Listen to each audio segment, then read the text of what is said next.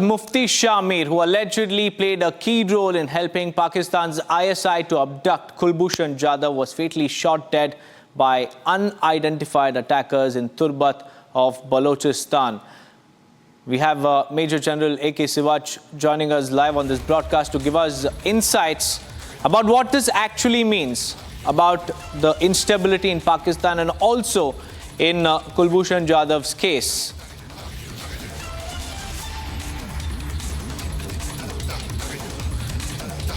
Officer, and he was basically in Chaba doing a business where he was kidnapped by this Mufti Shah basically Mir. He was the terrorist who got involved with the ISI, and he got him kidnapped from there. And along with the ISI, they brought him to Balochistan, and they showed that he was basically doing espionage activity.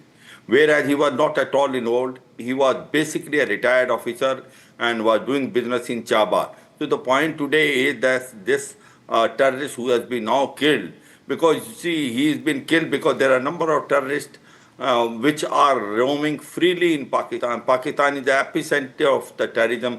There are inter-gang rivalry which goes.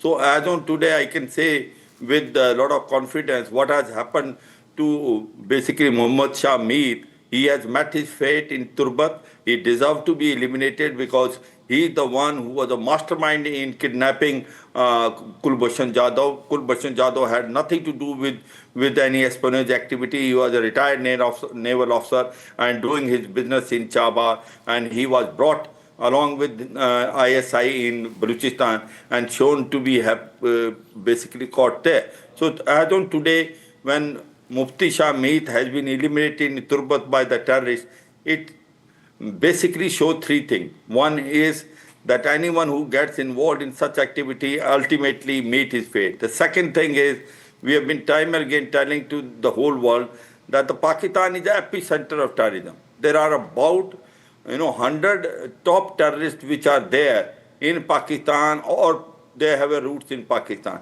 Pakistan deserves to be again placed in a grey list of Financial Action Task Force for money laundering and terrorist funding. Third thing is that Pakistan is still now differentiating between good and bad terrorists. The terrorist which is trying to push toward India, like Lashkar-e-Toba, Jaise Muhammad, it called them a good terrorist. Whereas the terrorists like Tehreek-e-Taliban Pakistan, which is hurting them, that way they call them a bad terrorist. Until and unless they stop differentiating between good and bad terrorists, until and unless they do not go all out against the terrorists, you will find it, terrorism keep on increasing in Pakistan. And Pakistan, as on today, has got a political instability, economic crisis, terrorism increasing manifold. The situation seemingly looks Major General, sorry to interrupt you, but do you think that this is a case of Pakistan, trying to eliminate one of the key faces and key, witnesses in this particular case to cover up its covert operations? Or is this a case of, internal factions in Pakistan sending out a message to ISI against its state-sponsored terrorism? Absolutely, it can be possible. See, anything is possible as far as Pakistan is concerned, because the terrorism is full swing, and Pakistan calls them a non-state actors. But the fact is, they are not non-state actors. They are funded and aided by the ISI. So it is possible that he can be killed by an inter-gang rivalry, or the ISI has got him eliminated, thinking that he may be picked up anytime by an int agency and he will spill the bean.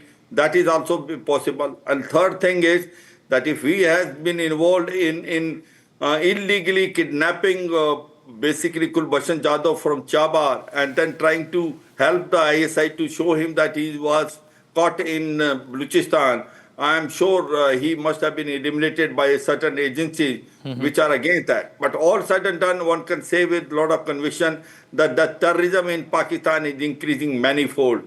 The way things are happening, Khyber Pakhtunkhwa and Balochistan, it is the whole world to watch it. Tehreek-e-Taliban Pakistan becoming so bold. That's right, Major General. The snake that they had been rearing in their backyard has come back to bite them.